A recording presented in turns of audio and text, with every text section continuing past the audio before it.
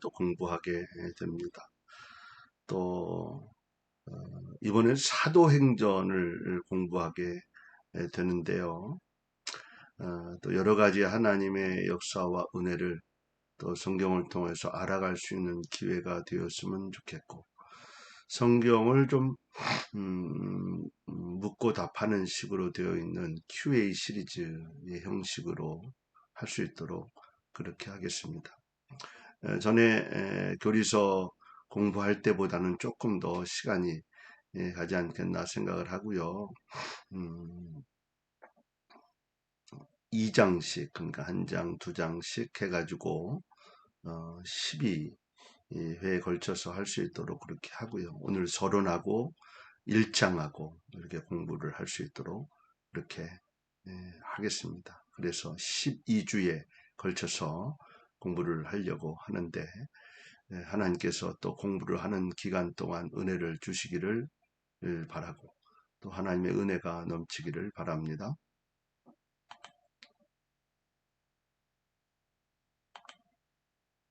사도행전 서론, 본서는 누구에 의해 기록되었는가? 본서는 이 책의 저자가 누구인지 구체적으로 언급되어 있지 않지만, 일반적으로 본서는 누가복음과 함께 누가가 기록되었다, 누가에 의해서 기록됐다, 이렇게 알려지고 있습니다. 그 이후로 본서는 이 누가복음의 기록자인 누가와 동일한 인물임이 저술했음을 스스로 밝히고 있고요. 또 본서에 기록된 사건 중에 어떤 기사는 3복음서 가운데 누가복음에만 기록이 되어 있기 때문입니다. 어쨌든 사도행전은 누가가 기록한 것으로 대부분의 사람들은 그렇게 이해를 하고 있습니다.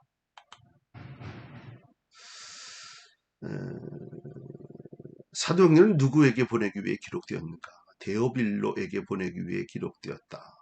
이 데오빌로에게 표현을 쓰여졌는데요. 누가복음에 이어서 두 번째로 데오빌로에게 보내졌는데, 그의 신분은 누가복음 1장에서 각하로 소개되고 있습니다.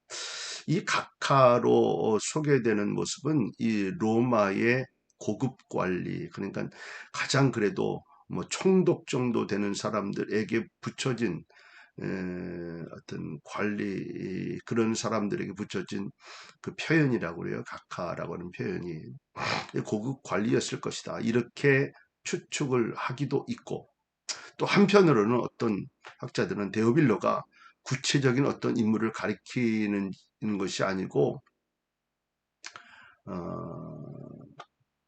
실제 인물로서 누가의 편지를 받을 당시에 이미 복음을 듣고 신앙을 가진 자, 뭐 이렇게 표현을 하고 있기도 합니다. 누가가 본서를 기록한 동기와 목적은 무엇인가? 데오빌로로 하여금 그 배운 바의 확실함을 알게 하려 하는 데 목적이 있다. 그러니까 오늘 이 사도행전은 예수 그리스도의 행적에 이어서 사도들에게 임한 성령의 역사를 계속해서 차례대로 써보내기 위하여 기록되었다, 이렇게 기록 동기와 목적을 소개해 주고 있습니다. 그러면 사도행전은 언제 기록되었는가? 누가복음이 기록된 후에 얼마 되지 않아 쓰여졌기 때문에 누가복음보다는 조금 늦은 AD 63년, 64년경에 기록된 것으로 알려지고 있다. 왜냐하면 바울의 순교의 사실이 기록되어 있지 않고 AD 64년에 시작된 로마의 박해에 관한 기사나 예루살렘 함락에 대한 사건이 빠져 있기 때문이다. 그러니까 그 이전에 이 사도행전은 기록될 것으로, 이렇게 기록된 것으로 이렇게 추정을 하고 있는 것입니다. 그러면 사도행전은 어디서 기록되었는가? 기록 장소 역시 확실하게 알 수는 없지만 로마에서 기록된 것은 아닌가, 이렇게 생각을 하고 있고요. 또 어떤 학자들은 누가의 고향이었던 안디옥이나 누가가 생전에 오랫동안 머물었던 에베소에서 기록된 것은 아닌가 이렇게 추측하는 사람들도 있습니다. 그러나 누가는 이 바울이 로마로 끌려갈 때 이 바울과 동행하며 끝까지 바울의 곁에 남아 있으면서 바울의 옥중 전도 활동을 자세하게 기록하고 있다. 그러니까 이제 로마이지 않을까 하는 그런 생각들을 하고 있는 것입니다. 바울의 옥중 생활을 자세하게 기록하였고 그가 바울을 쫓아 로마에 갔다는 사실로 볼 때 로마가 유력한 그 기록한 장소가 아닐까 이렇게 많은 이들이 그렇게 생각하고 있고 그렇게 바라보고 있습니다. 그러면 사도행전의 중심되는 내용은 무엇인가?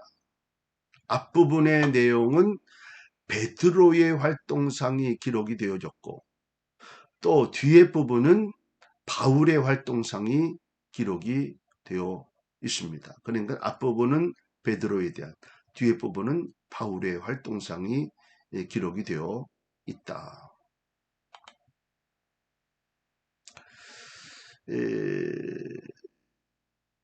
본서의 저자인 누가에 대해서 소개하면 누가는 수리아의 안디옥, 수리아 안디옥에서 태어나 헬라인으로서 직업은 의사였다. 그는 언제 예수 그리스도를 믿게 되었는지 알 수 없지만 그는 바울의 2차 전도 여행 때 드로아에서 바울과 함께 동행했고 그 후 바울의 동역자로서 빌립보 전도에도 참여할 정도로 열심히 있는 사람이었다. 그는 3차 전도여행을 마치고 예루살렘으로 돌아온 바울과 동행했고 바울이 로마로 잡혀가서 옥중 생활을 할 때도 끝까지 그와 함께 있을 정도로 의리가 있는 신앙인이었다. 그런 마지막에 대해서 여러 가지 학설이 있지만 그는 에베소나 비두니아에서 84세를 일기로 편안히 죽었다는 설이 일반적으로 받아들여지고 있다. 누가는 이 정도의 모습으로 이해하면 굉장히 사도 바울의 측근이었고 돕는 자였다라고 하는 사실을 우리는 발견하게 됩니다. 오늘 사도행전 후반부의 핵심 인물이었던 이 바울에 대한 소개도 잠깐 하려고 하는데 베냐민 지파에 속하는 히브리인으로서 로마의 식민지인 길리기아 수도 다소에서 태어났고 어려서부터 이방 문화도 로마의 풍속도 익히며 로마의 시민권자로 성장하게 됩니다. 그러니까 히브리인이면서 그러니까 이스라엘 사람이면서 또 로마의 시민권도 가지고 있는 굉장히 유복한 또 나름대로는 굉장히 좋은 조건에서의 태어난 인물이었다 하는 거죠. 가말리엘 문화에서 율법을 통해 하나님을 섬기는 훈련을 받았고 그는 이때 배운 교훈으로 기독교인을 박해할 정도로 율법에 열심을 갖게 됐다. 율법에 열심을 가진 자가 어떻게 예수님을 그리스도인들을 박해할 수 있나? 그러니까 성경도요. 하나님의 말씀을 알았다고 해서 온전한 모습으로 알지 못하는 이들이 너무 많다는 거죠. 어쨌든 율법에 열심을 가지면서 결국은 기독교인을 박해했다. 그리고 예수 믿는 사람들을 박해했다라고 하는 것이죠. 그러나 다메섹 도상에서 회심을 한 바울은 아라비아로 가서 3년간 훈련을 받고 나서 주의 복음을 증거하기 위해 3차례나 전도 여행을 다니 1차, 2차, 3차 전도 여행을 다니는 하나님의 일꾼이 됩니다. 그리고 3번째 전도 여행을 마친 바울은 그를 시기하는 유대인들의 손에 붙잡혀서 예루살렘에서 로마까지 오게 되었고 또 그는 오히려 그것을 복음의 증거로 삼을 만큼 복음에 열심을 가진 자였다 하는 거예요. 그 뒤에 로마 감옥에서 석방된 바울은 소아시아와 서바나를 방문한 후에 또다시 체포되어 65년경에 순교했는데, 이렇게 죽는 순간까지 그는 복음을 위하여 애쓰는 자였다는 사실을 우리는 발견하게 됩니다. 자, 1장을 이제 공부하려고 합니다. 제자들이 성령 강림을 기다리다. 네 가지의 단락을 구분하면 부활하신 그리스도의 행적을 회상하고, 또 11절까지는 그리스도께서 승천하신 내용을 소개하고, 또 14절은 제자들이 예루살렘에 모여 기도하기를 힘쓰고, 또 26절까지는 가룟 유다를 대신하여 마띠아가 선출되는 그 내용들을 소개해 주고 있습니다. 그럼 자세하게 한번 공부를 하죠. 자, 오늘 수신인으로 언급되는 데오빌로, 아까도 잠시 표현했지만 데오빌로는 어떤 인물인가? 누가복음과 함께 본소의 수신인, 누가가 썼던 이 누가복음이나 사도행전의 수신인 데오빌로라고 하는, 이 각하라고 하는 칭호를 가진 어떤 유명한 인물이었다. 이 데오빌로라고 하는 이름의 뜻은요, 데오스, 필로스라고 하는 이 단어가 같이 있는데 하나님을 사랑한다. 이 데오스라고 하는 표현은 하나님을 이야기하고, 필로스라고 하는 것은 사랑한다라고 하는 그런 의미를 가지고 있습니다. 실제로 생존했던 역사적 인물하기보다는 열렬한 신앙을 가진 기독교 지도자들에게 보내는 글이다. 이렇게 생각할 수도 있다는, 이렇게 생각하기도 한다는 거죠. 아까 처음에 이야기했던 그 서론에 대한 이야기와 동일합니다. 어떤 총독이라든가 각각 좋은 위치에 로마에 있는 고급 관리가 아닐까. 그렇지 않다고 이야기하면 열렬한 신앙을 가진 기독교 지도자에게 보내는 글이다. 이렇게 이해할 수 있다는 거예요. 성령으로 명하시고 라는 말의 의미는 무엇인가? 이것은 예수 그리스도의 사역이 성령의 지시에 의해서 이루어졌다는 뜻이고, 동시에 그의 사역이 성령에 의해 계속되어질 것을 예시하고 있는 것입니다. 그러니까 예수 그리스도의 사역은 성령에 의하여 그리고 이어지고 또 계속되어질 것이다. 이제 죽으시고 또 부활하시고 승천하신 모든 이 일도 성령에 의하여 계속되어질 것을 예시하고 있는 것입니다. 예수님께서는 성령으로 잉태되었으며 세례를 받은 후에 성령의 능력을 받고 성령에 인도되어 40일간 금식 기도하는 가운데 성령의 능력을 체험하시기도 합니다. 이와 같이 그리스도께서는 공생애를 시작하기 전에 성령의 능력을 받았으며 그는 성령에 의해서 사역을 행하셨다는 사실을 우리는 발견하게 됩니다. 세 번째로 그리스도께서 부활하신 후에 주로 하신 일은 무엇인가? 40일 동안 친히 부활을 증거하시고 하나님의 나라를 말씀하셨다. 주님이 죽으시고 3일 만에 부활하시고 이 땅에 40일을 계셨어요. 그리고 그때 하신 일을 말씀하는 거예요. 그리스도께서는 부활하신 후에 무덤에 찾아온 마리아와 또 여자들에게 자신의 모습을 보이셨고, 엠마오로 가는 두 제자에게와 음식을 먹고 있던 11제자에게, 그리고 고향인 갈릴리로 돌아가 고기를 잡고 있던 여러 제자들에게 오셔서 부활한 자신의 모습을 보여주셨다는 거예요. 네 번째로 그리스도는 모여있는 제자들에게 무슨 당부를 하셨는가? 제자들에게 예루살렘을 떠나지 말고 내게 들은 바 아버지의 약속하신 것을 기다리라, 이렇게 말씀하셨죠. 이 약속하신 것이 뭐예요? 성령의 강림을 의미하는 것입니다. 그러니까 예루살렘을 떠나지 말라는 것은 제자들이 뿔뿔이 흩어지지 말고 한 곳에 모여서 신앙의 훈련을 쌓으라는 말이에요.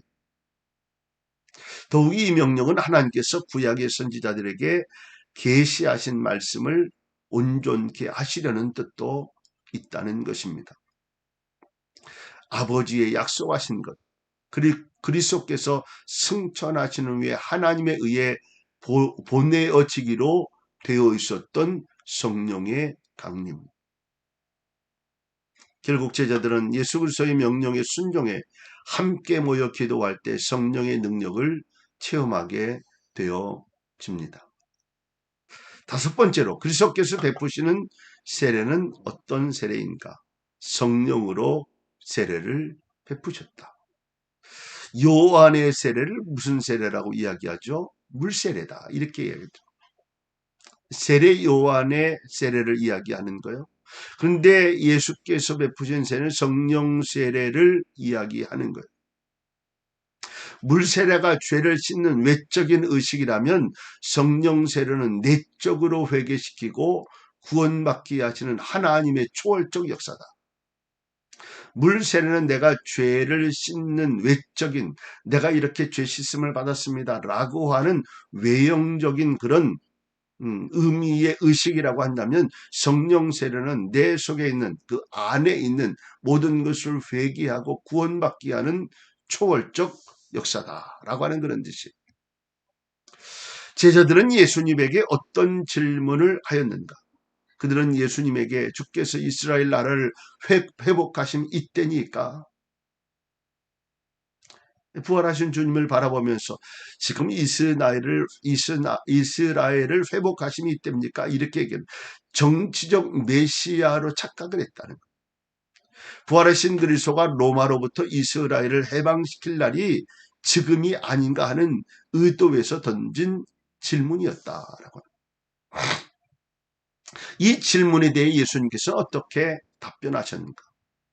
때와 기한은 아버지께서 자기의 권한에 두셨으니 너희 알 바가 아니다. 이렇게 말씀하시면서 때를 의미하는 헬라어 크로노스는 마지막 날에 임할 하나님의 나라가 나타날 때까지 일정한 기간을 가리키고, 또 기한을 의미하는 헬라어 카이로스는 불분명하지만 특정한 하나의 사건을 가리키는 말로 마지막 때, 정말 하나님의 때를 이야기하고 있는 것입니다.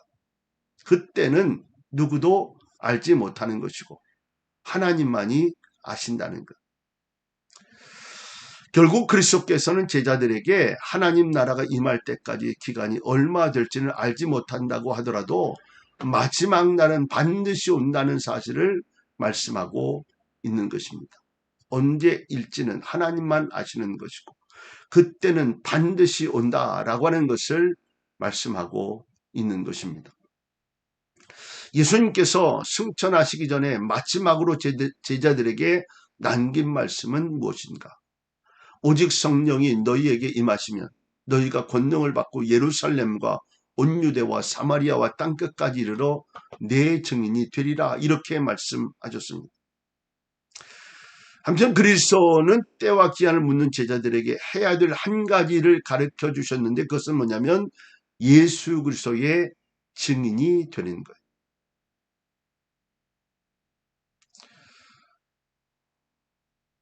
예수를 닮아간다라고 하는 것은 예수의 증인으로 삶을 사는 것이죠. 그래서 우리는 예수의 증인되는 삶을 살아갈 수 있어야 합니다. 증인이 되리라는 말의 의미는 무엇인가? 이미 누가복음 24장에서 말씀하신 대로 예수 그리스도의 고난과 죽음, 부활의 사건을 전파하는 자가 되라라고 하는 거예요. 예수 그리스도의 고난도 죽음도 부활의 사건을 전파하는 자가 되라 하는 거예요. 성령이 임하시면 예수의 약속을 기다리는 자들이 예수에 의해서 예수를 위하여 예수에 관하여 증거하는 자가 되라 라고 하는 말씀입니다. 10번째, 그리스도께서 승천하실 때의 모습을 묘사해 보아라. 하늘로 올라가시는 그리스도의 몸은 구름에 가리워졌고 그 주위에는 2명의 신옷 입은 사람이 호위하고 있었고요. 여기서 신옷 입은 2사람은 천사를 가리키고, 천사는 성경에서 대부분 사람의 모습으로 묘사가 되어 있고요. 구약에서 그러면 여호와 하나님의 영광 가운데 임재하실 때 주로 나타나는 그런 형태가 바로 구름이 곳에 가득했다라고 할 때, 하나님의 영광이 가득했다 할 때 표현되는 그런 모습이기도 합니다. 그리스도의 승천하시는 모습을 지켜보는 제자들에게 하늘에서 어떤 음성이 들렸는가? 흰 옷을 입은 두 사람은 제자들에게 갈릴리 사람들아 어찌하여 서서 하늘을 쳐다보느냐? 너희 가운데서 하늘로 올리우신 이 예수는 하늘로 가심을 본 그대로 오시리라. 그러니까 승천하신 그분이 이제 다시 그대로 너희들이 본 그대로 이제 이 땅에 오시. 이것은 뭐냐면 예수 그리스도의 재림을 말씀하고 있는 것이죠. 예수 그리스도를 호위하던 천사들은 제자들에게 그리스도가 하늘로 올라가시는 모습, 즉 천사들의 호위를 받으며 구름 가운데서 올라가신 그대로 다시 재림할 것이다. 이렇게 말씀을 하고 있는 겁니다. 예수님께서는 초림 때 보잘것없는 모습으로 이 땅에 오신 것과는 대조적으로 재림 때에는 모든 사람들이 보는 가운데 영광스러운 모습으로 올 것을 우리에게 말씀해 주고 있는 것입니다. 제자들이 그리스도의 승천을 목격한 장소는 어디인가?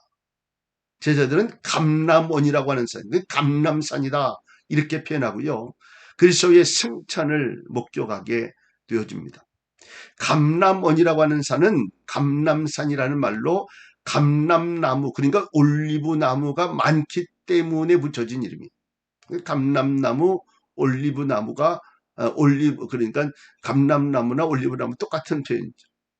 이 지역은 예루살렘의 남동쪽에 위치해 있고 또한 그 남쪽에는 죽었다가 3일 만에 살아난 나사로의 고향 베다니가 있는데 그리스도께서는 마지막 유월절을 지키시기 전에도 이곳에서 쉬셨다. 뿐만 아니라 그리스도께서 죽음을 앞두고 기도하신 후에 로마 병정에게 체포되었던 겟세마네 동산이 있는 곳도 바로 이 감람산이었다. 실제적으로 성지순례를 가보면요. 그 건너편에 있는 곳, 그것이 바로 감람산이다. 우리가 알 수 있습니다. 승천하신 감람산으로부터 예루살렘까지 거리는 얼마나 되는가? 안식일에 가기 알맞은 길, 그건 약 2000규빗 1km쯤 되어지는 그런 거리다. 그러니까 이제 예루살렘에서 이렇게 보면 그 언덕쯤 되어지는 감람산이라고 하는 표현이 그냥 보일 수 있는 곳이에요. 랍비들은 안식일에 유대인들이 걸을 수 있는 거리를 제한했어요. 그 근거는 민수기 35장, 출애굽기 16장에 있는데 한 1km 정도 되는 것 같습니다. 예수님의 승천을 목격한 뒤에 예루살렘으로 돌아온 제자들은 누구인가? 모든 이들이 다 돌아왔고요. 한 사람만 빠졌어요. 가룟 유다만 빠지게 되어집니다. 약속된 성령을 기다리며 다락방에 모인 제자들의 생활의 모습은 어떠했는가? 그들은 여자들과 예수의 모친 마리아와 예수의 아우들로 더불어 마음을 같이하여 저녁 기도에 힘썼다. 저녁 기도에 힘썼다. 이 여자들이란 예수님의 사역 기간 동안 심지어는 십자가에 죽으시고 장사 지내실 때까지 계속 따라다닌 믿음과 지조가 있는 여인들을 가리키고 있습니다. 그들과 함께 제자들도 함께 모여서 열심을 다해 기도했다. 다락방에 모인 무리의 수는 몇 명이었는가? 오늘 보통적으로는 한 120명 됐다. 그 다락방에 모인 120명의 성도들이 모여서 열심을 다했다. 이 정도 되어지는 그 모일 수 있는 공간이라면 작지 않아요. 저희가 성지순례 갔을 때 보니까 여기가 그 다락방이었을 것 추정했던 곳에 가봤더니 그렇게 좁지가 않아요. 뭐 기둥들이 많이 있었지만 작지 않은 그런 곳에서 그들은 함께 기도했다. 가롯 유다의 최후는 어떠했는가? 은 30에 예수를 판 가롯 유다는 양심의 가책을 느끼고 자살했다. 그가 죽기 전에 성전에 맡긴 은 30은 피밭을 구입하는 데 사용됐고요. 한편 이 자살의 장면을 묘사한 이 두 구절은 괄호가 쳐져 있는 이것은 베드로의 설교 부분이 아니라 누가가 삽입시킨 구절이기 때문이다. 베드로의 설교 부분에 있지만 베드로의 설교가 아니라 누가가 그곳에 넣기 때문에 그렇게 가로를 쳤다라고 하는 그런 얘기입니다. 제자들은 가룟 유다를 대신할 한 명의 사도를 택하기 위하여 어떤 기준을 세웠는가? 그들은 요한의 세례로부터 그들 가운데서 올리어 가신 날까지 예수께서 그들 가운데 출입하실 때에 항상 그들과 함께 다니던 사람 중에 한 사람을 택하기로. 그러니까 예수 그리스도의 제자, 처음부터 마지막까지 끝까지 했던 사람들 중에 한 명을 선택하기로 그렇게 결의를 한 거죠. 11명의 제자들은 빠진 한 명을 선택하기 위해 기준을 세웠는데 함께 예수 그리스도와 모든 사역을 목격한 자이어야 한다. 이 사도라고 하는 표현은 예수님과 함께 했던 자를 지칭할 때 쓰는 내용 표현입니다. 사도의 자격과 본분은 무엇인가? 사도라는 말은 헬라어로 아포스톨로스라고 하는 말인데 보냄을 받은 자다라고 하는 뜻입니다. 넓은 의미로는 전도자를 의미하고요. 여기서는 예수님께서 친히 택하신 12제자만을 의미합니다. 그런데 가룟 유다가 예수님을 배반 후에 죄책감을 느껴 스스로 목을 맨 다음에 이 가룟 유다를 대신할 사도를 뽑기로 결정했죠. 그는 예수님께서 출입하실 때 항상 함께 다닌 자이며 부활을 증거할 수 있는 사람이어야 했다 하는 거예요. 20번째, 11 제자들이 한 명의 사도를 더 충원한 이유는 무엇인가? 예수의 부활을 증거하기 위하여 한 사람의 사도를 더 뽑았다. 결국 이것은 사도의 삶이 무엇인가를 말해주는데 사도는 그리스도의 부활을 증거하는 사람이다. 사도들이 결혼된 한 명을 선택하기 위해 추천한 자들은 누구였는가? 하나는 바사바라고도 하고 별명은 유스도라고 하는 요셉이고 또 다른 하나는 마띠아였다. 전자는 세 개의 이름을 가지고 있는데 이 중 바사바와 요셉은 시브리식의 이름으로 바사바는 시브리어로 샤바트, 안식일을 의미하고 그러니까 사바, 안식일의 아들이다. 안식일의 아들이란 말은 요셉은 그 안식일의 아들이라는 말이고 요셉은 유대인에게서 흔히 찾을 수 있는 뭐 철수 뭐 이런 우리나라 이런 예전에 가졌던 그런 표현에 많이 쓰는 이름이 요셉이라는 이름이었고 또 바사바의 별명 유스투스라고 하는 로마식 이름으로 정의를 뜻한다. 뭐 로마의 속박에 있는 때였으니까 로마식의 이름도 가지고 또 시브리의 이름도 가지고 있는 거죠. 후자 그러니까 또 다른 한 사람 마띠아는 여호와의 선물이란 뜻으로 그 이름 역시 유대에 흔히 쓰는 이름이기도 하다. 두 사람이죠. 바사바, 유스도, 요셉, 바사바.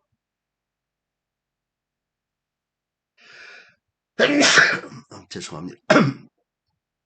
그리고 한 사람은 마띠아, 두 사람을 선택한 거죠. 사도들은 두 사람을 추천한 뒤 무슨 일을 하였는가? 하나님께 기도했다. 이들이 자신이 알 수 있는 모든 것을 맞춘 후에 제비를 뽑기 전에 하나님의 뜻을 물었다. 기도하는 거죠. 예수님께서도 12제자를 택하시기 전에 밤을 새워 기도하시면서 하나님의 뜻을 물었는데 제자들 역시 이러한 예수님의 모습을 본받고 있다라고. 23번째 마지막으로 11사도들은 결혼된 한 명의 사도를 어떤 방법을 선택했는가? 그들은 한 명의 사도를 선택하기 위해 제비를 뽑게 됩니다. 이 제비를 뽑는 방법은요. 구약시대에 하나님의 뜻을 묻기 위해 많이 사용됐고 유대인들은 하나님께서 이 방법을 통해 당신의 뜻을 알려주시는 것으로 이해했다는 거죠. 예를 들면 여호수아는 가나안 땅을 12지파에게 분배하기 위해서 이 방법을 사용했고 제비 뽑는 방법을 사용했고 요나가 다시스로 가는 배에서 풍랑의 범인으로 지목된 것도 이 방법에 의해서였다. 결국 제비를 뽑아서